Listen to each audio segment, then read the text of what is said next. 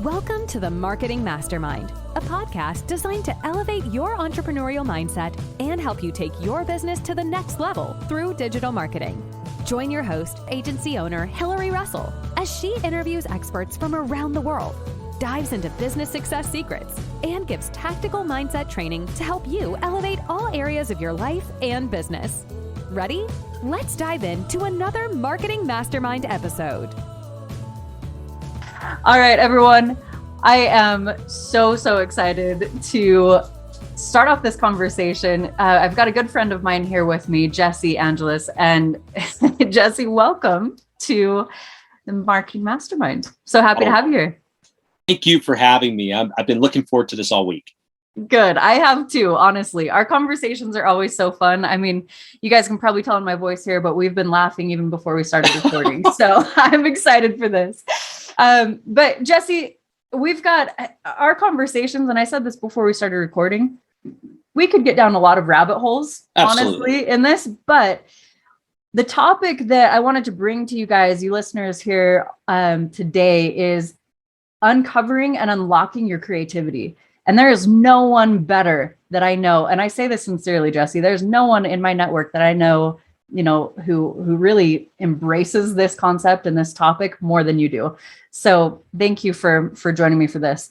But I also want to, let the listeners know who you are and what you do. So I'll give you, if you don't mind, give us a little bit of insight into who Jesse is.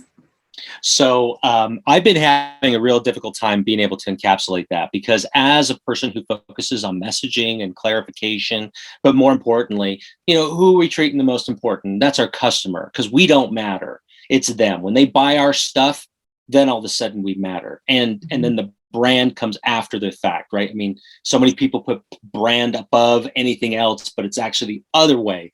Your customers create the brand. You don't. You have a logo. Nobody gives a shit about that. I talked to a company and they're like, we're going to change our logo to be able to help out with sales. I'm like, nobody sits there going, I was going to buy from you, but that logo is just, oh. But then you changed it. And all of a sudden, I was like, you know what? I'll give them a second chance. Yeah, let's try this out. Ridiculous. Just absolutely ridiculous. But what I am, if you're going to encapsulate, what I do is I help companies and salespeople predominantly to not feel like assholes when they're trying to sell their products or services. And what I mean by that, so hell, we've talked within the SaaS communities. I even know your father from the sales community, right? Right. And that's how old I am. But in that, the thing that's so difficult is when you have a salesperson that shows up to somewhere, there's disdain because, one, what are they going to pitch me? Two, they fumble over their words and being able to describe exactly what they provide. Mm-hmm. And they go so top level on facts and figures because that's how customers buy. They go, I only pick logically. Mm-hmm. And we all know that's a bunch of crap because they buy emotionally, and we want them to buy emotionally. If you're listening to this, one of my favorite quotes of all time about commerce is from Jerry Seinfeld, of all places. Okay. And he won an Addy Award, right? I mean, is it Addy? I don't know. It was one of the Addies. Yeah. He won this award for American Express. And he was joking around. I mean, he's making fun of everybody, but the best line came out of it. He said, you know what?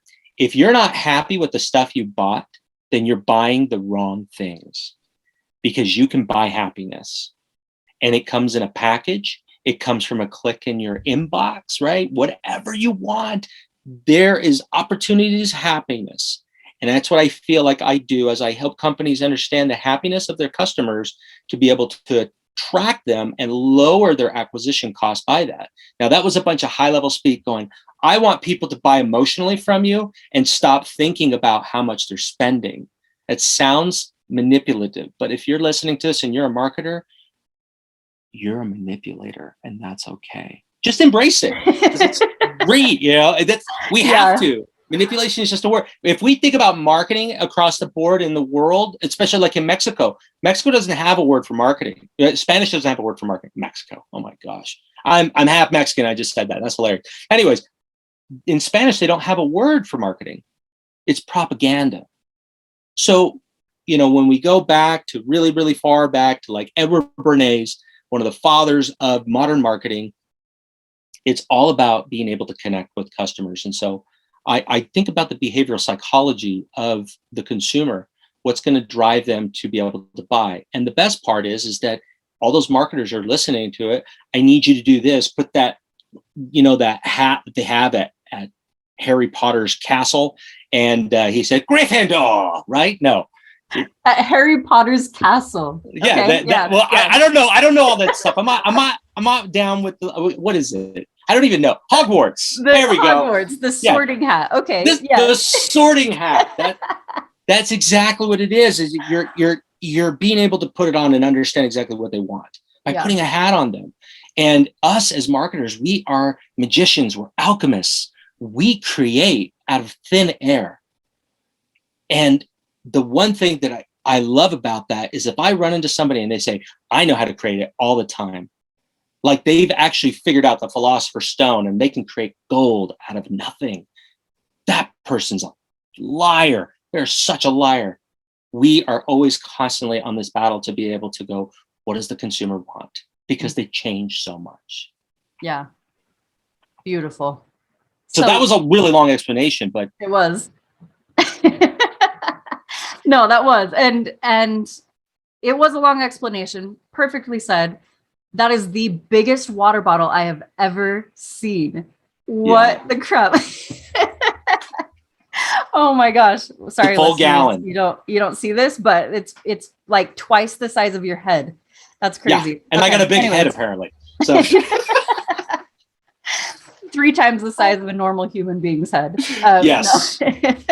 That's awesome. No, but Jesse, you've started a lot of different businesses as well. And I don't want to take anything away from that, very successful entrepreneur and have helped many different, your clients, other individuals. You're a very giving person. And I love that about you. But what would you say, I want to start talking specifically when we're looking at unlocking creativity. I would say, honestly, my opinion is that that's one of the most undervalued, underrated skills because you can learn to uncover that more, right, in yourself. Yeah. But I would say that's one of the most underrated skills of an entrepreneur. So how do you allow yourself to be more creative? What does that mean? I think the one thing that has to be said about it is that there's no easy way to get there. The way that I got into marketing was directly from sales, and I accidentally got into a job. I was a sales director for an agency, and I just didn't appreciate how it was being done because it felt like it felt like anything else that you sell when you get in there going, this is great, and it's shiny, and it's new. And then you get in there going, oh, it's made of subpar parts and not really good fulfillment. I mean, they charged a lot, that's value, right? But it's the trust that's broken within there. And that's a big thing for me is trust from the consumer. And that gets trust with the company. And being able to find creativity, I mean, one, it started a lot like a lot of other people who do messaging. I fancy myself as a pretty decent copywriter. But I got into Donald Miller. And the reason why I bring up Donald Miller, because it's just a start. Like I went through his program, I did all the other stuff. Is it the end all be all? Absolutely not. The lie that and if he ever did listen to this, awesome, because I'll call you a liar. Not everybody can be a marketer. Not every business person can be a marketer. There's a reason why you and I and your listeners are marketers, because we have taken on this insanely weird job where we just think. And we go, maybe this. And that's what gets going. But the creativity started to be able to really spawn by putting yourself in a flow state. For those who may not know, well, both Hill and I are alumni of NLP. And NLP is one of the places that I would suggest anybody who is in the messaging or marketing to go into, not as an answer, but it's just another plane of knowledge that you could pull from. And in NLP, which is neuro-linguistic programming for the layman folk, which wouldn't be, NLP is just a word, right? But the thing that it does is being able to attach to the communication styles of individuals. So I would say that that's one of the places that's best to start not Donald Miller's story brand. It's learning neurolinguistic programming, just for that simple fact, because you're able to start understanding the modalities, the words that they use, the tone. This greatly impacts your listener, your reader, those who look at your products. And so I started getting into that. And I'm also a big proponent, big supporter, pretty consistent consumer of cannabis. And cannabis has been, it's a part of my process. So I'll break it down for everybody, and I have no problems over there. Actually, even Hillary, I will send my playlist, and you can put it in the show notes. I've given it to many marketers, and they love it. So what I do is I put myself into a flow state on purpose. Typically, flow state is talked about where you just have to let ideas kind of just accumulate and just stew. And that's great, but it takes a long time. So I was like, well, what can I do to encourage myself? So I put in music, synthwave music. If those who don't know, it's like old 80s and 90s, like horror movie, sci-fi movie, like what was their soundtracks, and then mix it in with like techno. And it puts me into the state, and then I'm able to allow myself to just think about one thing. So my research phase, I go into very hard right from there. I'm looking at lookalikes, I'm looking at reviews, and then I just start letting my mind just gravitate to wherever else online, gather all of this together, and then I just kind of sit on it and put myself into situations where, like yard work or walking or going to the gym, whatever it is, away from the work. You can't just sit there in front of your screen going, I'm going to pump out an awesome headline. This is good copy. If you tell yourself this is good copy, you should stop writing copy, because that's not how it works. It's when somebody gets it, when you show them and they go, yeah, that's cool. Mm-hmm. When they say that, you're just like, it gives you goosebumps, because you know that they're bought in. And then you start showing it to random people who have no idea about it, and they get it too. Now you're a good copywriter. You can tear that out and put it in your book saying, I helped build that. Right. Yeah. A couple of points that you mentioned on that I think are so important. Number one, taking a step away to let yourself be creative. I think that there is in our society this stigma that you're only productive if you're busy and your calendar is packed full, right? And that's so absurd to me, because the most genius individuals are able to come up with these ideas and bring these ideas to fruition because they give themselves time to think. So I love that you said that. Right. It creates exclusivity. So for marketers, we have a hard time because we were told we're in a commoditized market, but we are not. We are star athletes. And just to kind of give it, like, there are marketers that will charge a little bit here, and others you'll say, whoa, that was a lot. If you don't know who Jay Abraham is, you need to find him. But Jay Abraham, he does 6-figure engagements just to engage with him. And that's just his ideas. That's not everything else that the company's going to have to spend just to get his attention. Why? Because he is exclusive.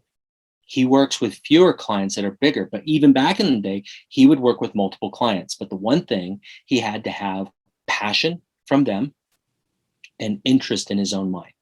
If he had those two, then he was like, okay, cool, let's go about this. And the funny thing is, you can go back and read his books and you'll be like, I already know this. That's the secret. Marketing has been a constant. It's our job not to distract or to take their attention. It is to inspire intrigue. That's what we do. We have to inspire them to go, I'm willing to exchange these small rectangles of value for you. And the way that I tell creatives and salespeople is that what we exchange to the customer is value. And when they give us money, they give us trust, because now we have both sides over there. How do you do that all in one? It's not from some real quick talking salesperson. It's the message that resonates in their mind. It's the one word that is on the tip of their tongue. Like I talk about with Apple products, right? People go, I'm like, what is Apple? And they go, oh, it's a phone. And then you get some Android person going, it sucks because you can't do all these cool things. And like, I don't care about that. Like, is it a brand? Like when you say Samsung, I don't think of anything. Mm-hmm. But when you think of Apple, you think of different. You think of simple. You think of these one word syllables. That's a brand. That's a brand. The brand is what it means to me. And I'm dare to say, I'll yell at anybody saying, yeah, it's not that. Brands are the emotion that your customer feels after purchase. That's when a brand is established, not before. And I think it's funny where there's more executives, and we're starting to see a trend now. It was said to me, I was at a conference and this guy came up to me and goes, CMOs are going to be the next CEOs of the big companies out there. And you're starting to see that. You're starting to see CMOs stepping up to that role. And the cool part is agencies like yours are starting to flourish because they're keeping it very, very focused, not too broad, not saying we do everything underneath the sun, because if you did, cool, we're going to dart you, right? Find another one like you, make you breed. We need more of you, but we can't do that. So each one of us has to find it. And when you're in the creativity space, which all marketers are, you have to allow yourself that time. Yeah, I agree with that completely. And I think it's so interesting that, what you're saying on that, how much we are seeing these huge shifts in the industries, in the corporate world and when it comes to marketing. So one of the other pieces that you talk so passionately about, Jesse, is speaking to the client versus what you think they might want to hear. Speaking to the client from a place of what they actually care about, right? Yeah. I want to talk a little bit about that because I think your perspective on this is probably the most refreshing that I've heard when it comes to, because I mean, that's kind of like a go-to topic for a lot of marketers is like, oh, you got to learn how to speak to your ideal client. Like, okay, cool. Go through the ideal client avatar exercise, right? But I love your perspective on this because it's not about talking to the client of the things that, that you think are important to them. It's about uncovering what is actually important to them. Right. Yeah. And it's actually just changing that word, right? We're not talking to customers. If you've ever been in a conversation with somebody where they just talk at you, we know those people, right? They're fun. They're great to be around. They induce anxiety and they make you want to travel somewhere very far. Yes. They're great, right? But the reason why they're not capturing because they're not speaking with you. And again, going back to neurolinguistic programming and a caveat on neurolinguistic programming, I have met a lot of people who have done NLP and they don't know very much of it, which means that they went through it like a Harry Potter book. They read it like, that was nice popcorn. I'm gonna put it aside. Yeah. It's knowledge. If you read it and you're like, that was cool. If you ever feel like that's cool after you finish a book, either go back to the first chapter and listen to it again right away, or flip to the first page and start now. That's where you're going to get the most out of that book because you're going to be able to uncover so many things. And maybe you don't have that due diligence that you want to be able to do it. And you know what? That's fine. Because that's the reason why people like me and people like you exist. Because people are like, that sounds too fucking hard. I just need somebody else to help me. Yeah. Who's the best to do that? And that's where you want to be, right? Out of the commodity space. But when you talk to the customer, you lose them. When you speak with the customer, you're alongside them. And this kind of goes into, and I've caught flack for this within the marketing community, is that I tell people, I'm like, the day of the influencer is marked and it's coming to an end. And they're like, but you hear marketing trends like, no, influencers, 2022 influencers are going to be a really big pull for you. Well, when you got pricks like Jake Paul, and I'll call him a prick because he'll take a sponsor ad just because they gave him money. As a consumer, you should be insulted that company is willing to spend money to throw it at something that does not align with their values and brand. And it doesn't align with whatever you're putting it in front of. So, podcasting is by far one of the best ways to be able to develop a relationship with your audience. And I know a thing or two about that as well. But it's the part that really starts to speak to the customer, and it's learning from them. The best copy that will ever be written for you is by your customer. 100%. Take it, pull it back, and then simplify it. Always simplify. I shit on Donald Miller a little bit earlier because of it's a guaranteed win, right? Read my book, go through my online course, come to my seminar, 5-day seminar, and you're going to be just like me. That's a lie, because not everybody can do that.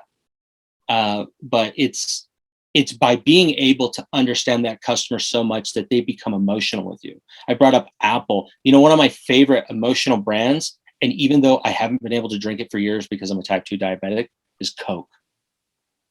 Do you know in Japan, Coke is not Coca-Cola on the side of the can? It's written in Japanese. It's happiness. How do you achieve that as a brand?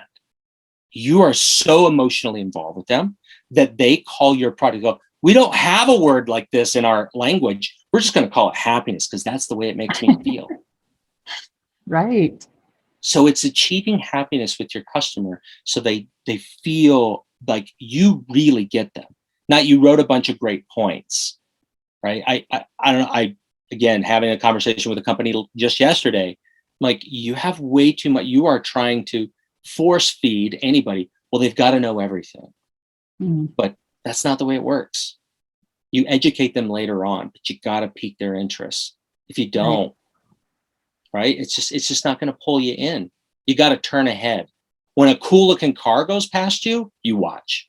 That's what you want your business to be like in its message. Your message is a 458 Italia painted purple, and he flies past you, and you're like, what? You're not going to do that for a Camry. Oh, what? Was that a 98 Camry? Shit, dude, that's cool. Nope. And if your marketing is still dependent upon the stuff that you did even 3 months ago, you're that Corolla. Your competition is looking for that Ferrari, but it costs a lot to put gas in that thing. But it doesn't matter because you got Bezo cash, baby. You just flipping it out and you're like, I'm done. Bezo cash, man. I like that. Coin that. Okay, so you said your best copy comes from your clients. Break that down for me. How do you get copy from your clients? So the best way is reviews. And I know reviews have had a really horrible past just in the last a little while. Company like you were a part of, right? Before, and some of the other big dogs in there, they're struggling right now. They are struggling really hard. And it's sad too, because there's a lot of investor cash now. I don't care about those hedge funds. What I care about is those individuals who bought into it, who wanted to be a part of that. But when you look at reviews, it's by far the best place to start with any company, service. And you go through and you start being able to correlate common words. So you just highlight them, just like, okay, they said this, right? If I kept hearing sweet, right? This is sweet, sweet. I mean, that's not even a term that's used. That's how old I am, right? But going sweet, sweet, rad, cool. If I saw those words, then I'm going to use those instead of looking at it like a Google search algorithm. Like a lot of people like, well, what are the top hits on our product? We're going to get SEO terms, and then we'll take the top 10 and we'll incorporate that into our copy. Sure. But even Google has stated that it's not going to get content first. It's always content first. What makes sense to the consumer? I purposely skip ads on Google because I'm a marketer and I know that people bought those. And I'm like, well, I'm not going to be a dick and click on that one and make you have to pay for that click because I'm new and it's organic. I just did a search. So that's not cool, right? So if you're a marketer and you're trying to blow somebody up like that, back up, buddy. But beyond that, when you're reading those and you're finding those common words, and then you go find lookalike content from other competitors and you read their reviews. And you're trying to be able to figure out exactly which ones start pairing them up. Because the Google search algorithm of SEO people would be like, bro, he's wrong. Totally get it. I know that a good message and a good story will outbeat any of your campaigns. 100%. You may get eyeballs, but you won't get conversions. You'll get impressions. You won't get clicks. And so you've got to think of it that way, right? A good story, your back end, your backlinks, all that stuff. Yes, very valid, very important, but it is not the end all. It's not the be all. And so when you're gathering those different things and starting to put them together, that's where the music comes in. So I listen to the music and I consume some cannabis, and I'll get into the reason why I'm a big supporter of cannabis. But it helps to align my mind, and I can put myself in a state flow, a flow state within about 30 minutes, like guaranteed.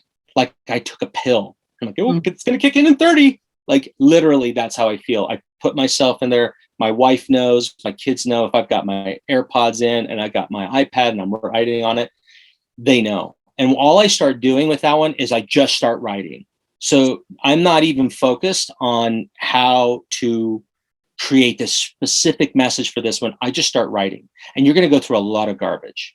Just start writing. And honestly, if you got like an iPad Pro with a pencil, great. If not, get yourself a pad of paper. I always tell people that I work with, it goes from ink to computer, right? I have to get it down, because when you start writing, you start coming up with new ideas. When you're typing, you see those like red lines over there, or maybe a grammatical error, and you focus on that and you don't really create. You're trying to fix it. So get that out of your head and just start writing. And in about a half hour's time, while I listen to this playlist, it just allows my mind to just disappear and enter a different dimension. And then as I'm looking at all of the things that I've collected, these things should just start being able to come out. One headline after another, maybe some body text, a subtext over there. What are we working on? It's an email campaign. It's a copy for a website. It's a vision statement for the company. It's a rebrand. Whatever it is, I'm being able to pull it from there, and it helps to get that going, because there is no such thing as writer's block. You're just not stimulated enough, or you're overstimulated and you're trying to force it. When you start writing weird stuff, leave it alone. Give it 24 hours, come back and look at it going, yeah, I'm glad I never sent that to the client. So we've all done it. Like I've written some horrible copy and I'm like, that's awesome. And I go back and I remember, like, I worked with I didn't even remember the guy I worked with. It was a small company, and he goes, hey man, can you help me with my messaging? And I'm like, yeah, where did you get my number? I worked with him before, and I'm looking at his website and I'm like, this is garbage. Like, I don't even know. And I'm like, oh shit, I wrote this. Oh no. You did it. I totally did it. And I'm like, but he said it worked for a while, but then it fell down. And that's kind of the episode there too. For creators, every 3 to 6 months, you need to be thinking that far out. Right. So, but don't cram for a test. Just constantly keep creating for that one. And don't allow, like what you said, like when your calendar is just booked full, like that's a badge of honor. That's garbage. That's absolute garbage. Like people go, well, can you get together at this time? No. Why? Because I'm writing at that time. Yeah. Oh, well, can we move it around? No. So getting into that habit of saying no is better, because not every potential customer is going to be a good customer. And so if they can respect your time, there's somebody you want to work with. Right. Yeah, that's such a true point. I can say for myself, it's been a couple of years since I have come to the realization, but there was 100% a time where I thought that being busy and being significant meant that you were constantly just grinding, right? And oh my gosh, I'm so glad that I'm not in that same mindset now, right?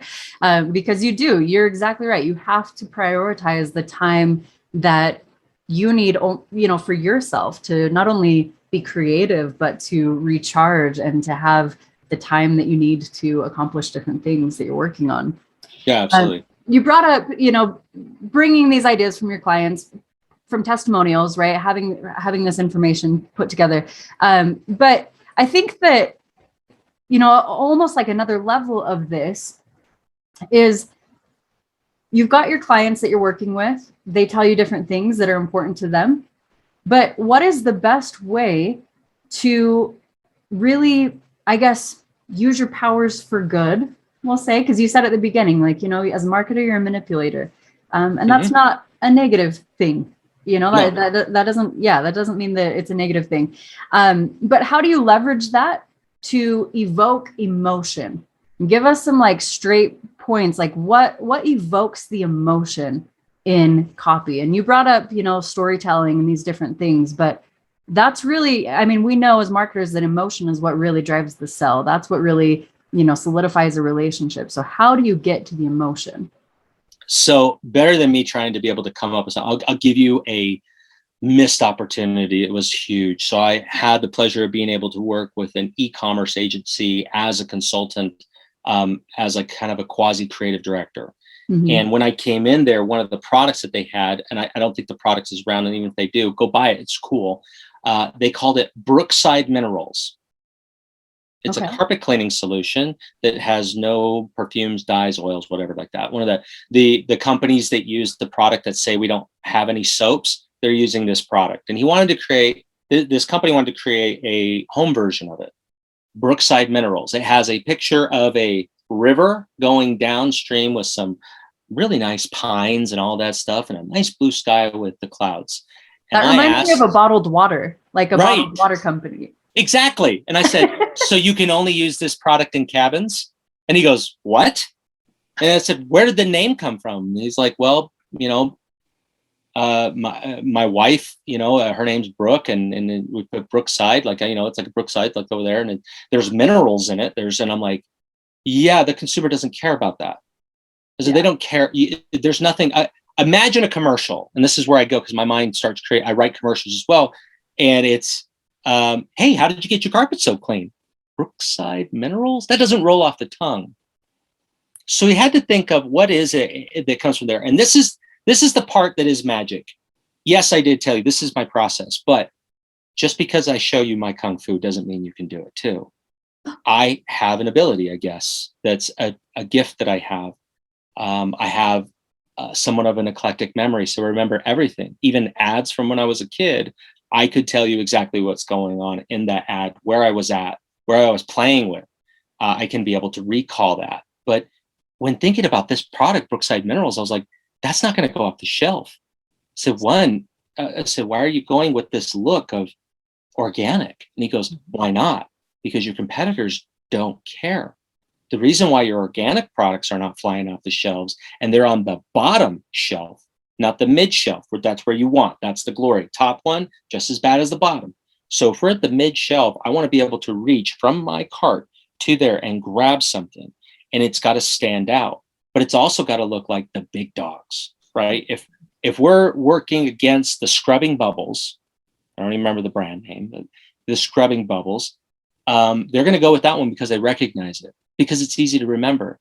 So from that one, I went into it and started thinking, like, what can I do? I started looking for words like, what does clean mean in other languages? Tell me all these ones, because I wanted to see anywhere in there what lexicon is going to be able to trigger something in my mind. Yeah. And then all of a sudden, as I'm sitting there, and I'm like, yeah, it's got to be properly cleaned. Proper clean. That's what I called it. So this was the name, Proper Clean. Tagline: don't just give your carpets a good clean, give them a proper clean. And that starts to pull emotion right there. And then if a person's in the supermarket and they say, I want to give my carpets not just a good clean, right? I want to give them a proper clean. Because in British or Australian, like, hey, just do it properly, right? Yeah, it's proper. That makes sense to them. It's like, get it done the best way you can. Right. Oh, it was so, I wrote commercials for it. I got all this thing stuff there. Customers like, yeah, I don't know. I mean, that just sounds like a lot of work. But if your brand does not speak to somebody right away, and so by creating that one, you have to think about what is it emotionally going to pull them in. So number one is where are they at in their life, like a typical persona. Like I build out buyer profiles, and the buyer profile is like a persona, but I cut out a lot of the other stuff. I don't need to know their hobbies. Their hobby, number one, is on their phone. Okay, let's just say that. They're on their phone all the time. They don't have to be like, and they read these magazines and they listen to this kind of music. Because that's so far reaching. It's some really smart MBA guy or woman came up with this whole persona thing. And there is value. Don't get me wrong. I'm not going to say there's no value, but you have to change it up based upon your audience. So what is it that they want? So I started thinking about, well, how much do they make? Like I want an average over there, taking that from an original persona, right? Giving them a name, right? This is Sally. Sally, and we're going to talk about her relationships. I wanted to put in there her relationships. What is Sally? Well, Sally is either a single mom or she's in a nuclear family, or she's just single and alone. No problem. Cool. So I take that one. I'm like, how much does she make? She makes roughly anywhere from 45 to 65,000. Not a ton, nothing to turn your nose up at, but she's definitely not driving around in a Bentley. So going, okay, that's my audience. I want that person. Then I create multiple profiles to be able to say, okay, who am I talking to? So while I'm writing, I'm talking like, hey, John, tell me, your week just went really bad. You're having horrible anxiety. What's the best medication that you're going to be able to take? And that's where you need to look at. And the reason why I brought that up, because one of my favorite commercials of all time is Valtrex, right? If you have herpes, right? Everybody is like, what? His favorite commercial is Valtrex? Hear me out. Why is Valtrex emotional? Well, if you have Valtrex, you can't do anything in your life. You see this woman or this guy who are just like staring out a window and it's raining, going, I can't go out and play because I have herpes. And all of a sudden you take Valtrex. What happens? Oh, you could drive cross country. You're going mountain biking. You're climbing up waterfalls, and your significant other's on the back, and they have no idea that you're dealing with this horrible lifelong problem, venereal warts, right? So you have these things, but they made you feel like, look, even if I get that, my life's going to be pretty awesome. I've never wanted to own a motorcycle, but I got Valtrex.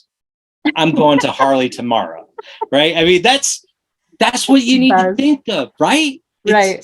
It's pulling you in. It's not the story that's being told. It's the story that you understand, the one that becomes a part of your story. So by getting rid of your name in your copy is one of the best things to do. One of the times that if I work with a company going, where's our company name? Like, we're the solution. Dickhead. They're on your website. They see the logo at the top. They're not confused. Yeah. I thought it was at Macy's. This is not working out at all. What? So, and that's the thing. Like I'm kind of a quasi like marketer, business person, therapist too. And I'll get people asking like, and this correlates really well with what we're talking about. The problem that you have with the client. The problem you have with the client is trying to be able to convince them that your idea is better than theirs. And that's not where you should be at. The idea is, what's the best idea that your customer is going to want? And if they say, no, we need to include that we have 150 years combined experience in something that's only been around for 20 years, right? But they've got 60 people working for them. Like, that's stupid, right? Nobody's thinking like, well, they've been around since, the Model T Ford. I think we should work with them. No. But when you're changing that out there, when they start to buck, and clients always do, they go, I think this is the direction we need to go in. And they go, I just don't feel good about that. First thing I say is, what were your last quarter's numbers on sales? They said, well, I said, if we can look at that, we can see a direct correlation with that and the inability for your customers to buy, because that's what you're doing. You're getting in the way of your customer if you don't have the right story. So that's the best argument that I've used. And I've had people literally like want me to get the hell out of their office right away. Like, I don't know why you're insulting us. I'm like, that's cool. This is the business world. And the business world isn't necessarily tough, but it's tough when the consumer doesn't buy your products or services. Right.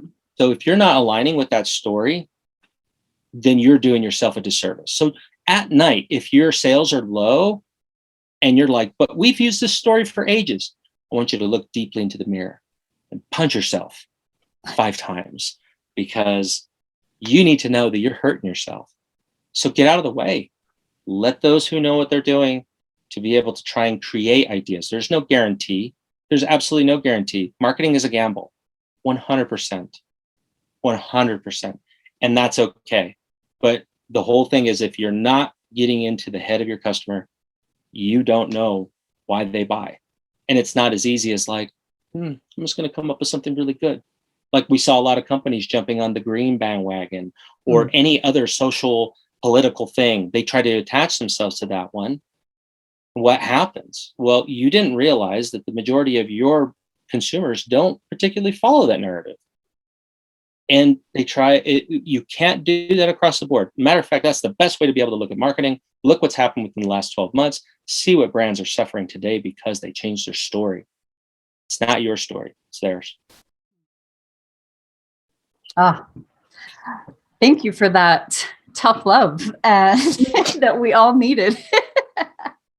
That was so awesome. Jesse, our conversations always are so entertaining.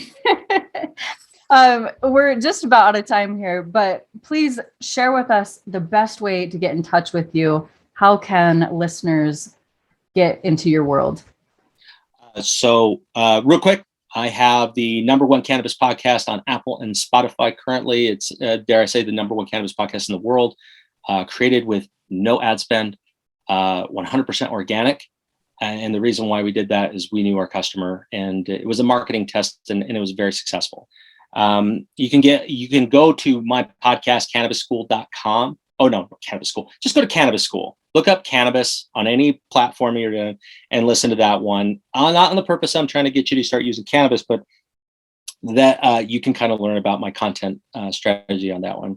You can get a hold of me at Jesse at Make It Flow. My company is Flow Media, but we do everything from podcast production to being able to help out with messaging and marketing strategy.